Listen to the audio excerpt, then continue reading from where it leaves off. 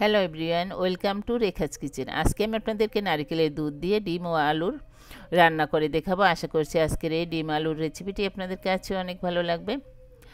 ডিম ও আলু রান্না করার জন্য আমি এখানে ডিম সেদ্ধ করে নিয়েছি এবং ডিমগুলোকে আমি একটু কেটে নিয়েছি। আর এখানে আমি ছোট আলু নিয়েছি, আর কিছু আলু আমি হাত দিয়ে এভাবে ভেঙে নেব। ভেঙে নেবার কারণে ঝোলটা ঘন হবে, খেতে ভালো লাগবে। আর এখানে নিয়েছি নারকেলের দুধ। এবার রান্না করার জন্য চুলায় একটি প্যান বসিয়ে দিয়েছি। প্যান গরম হয়ে গেলে এর ভিতর দিয়ে দিব আমি রান্নার তেল। তেল গরম হয়ে গিয়েছে, এই পর্যায়ে আমি দিয়ে দিব ডিম।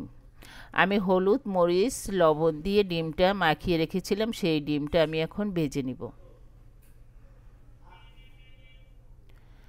ডিম কিন্তু ভেজে নেওয়া হয়ে গিয়েছে, এই পর্যায়ে আমি ডিমগুলোকে উঠিয়ে নিব। এর চেয়ে বেশি ভাজার আর দরকার নেই। অন্য একটি প্যানের ভিতর আমি তেল দিয়েছি। এখন আমি এর ভিতর দিয়ে দিলাম 1 কাপ পরিমাণ পেঁয়াজ কুচি। পেঁয়াজের পরিমাণটা একটু বেশি দিতে হবে। দিয়ে দিলাম স্বাদ মতো লবণ। এখন অনবরত নেড়েচেড়ে এই পেঁয়াজটাকে আমি কিছুক্ষণ ভেজে নিব। ভেজে নেওয়া হয়ে গিয়েছে, এই পর্যায়ে আমি বাকি মশলাগুলোকে এর ভিতর দিয়ে দেব। প্রথমে আমি এর ভিতর দিয়ে দিলাম তেজপাতা, দারুচিনি এবং এলাচ। দিয়ে দিলাম হাফ চামচ পরিমাণ রসুন বাটা, দিয়ে দিলাম আদা বাটা হাফ চামচ পরিমাণ, দিয়ে দিলাম হলুদের গুঁড়া হাফ চামচ পরিমাণ, দিয়ে দিলাম ধনিয়ার গুঁড়া, দিয়ে দিব জিরার গুঁড়া। এখানে আমি 1 চামচ পরিমাণ লাল মরিচের গুঁড়া দিয়েছি। সব মশলা দেওয়া হয়ে গেলে সামান্য পানি দিয়ে আমি এই মশলাটাকে সুন্দর করে কষিয়ে নিব।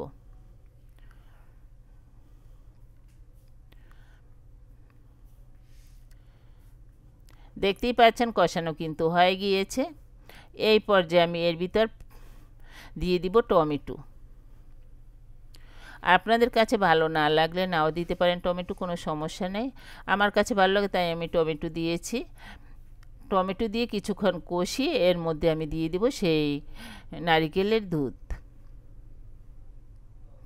দিয়ে দিব পানি। বেশি পানি দেবার দরকার নেই, কারণ আলুটা তো সেদ্ধ আর ডিমটাও তো সেদ্ধ। এখন এই ঝোলটা গরম হয়ে গেলে এর ভিতরে আমি আলু দিয়ে দিব।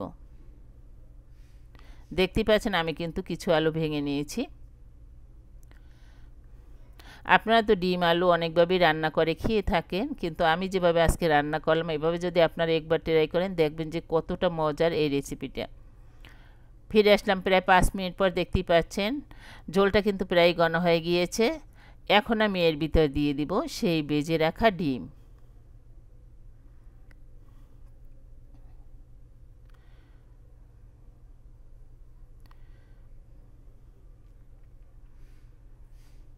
দিয়ে দিব কয়েকটি কাঁচামরিচ।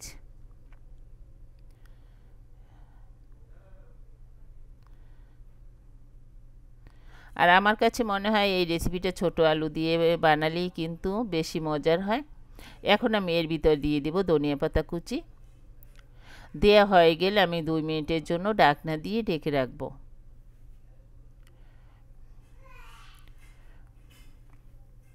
ফিরে আসবো প্রায় 2 মিনিট পর।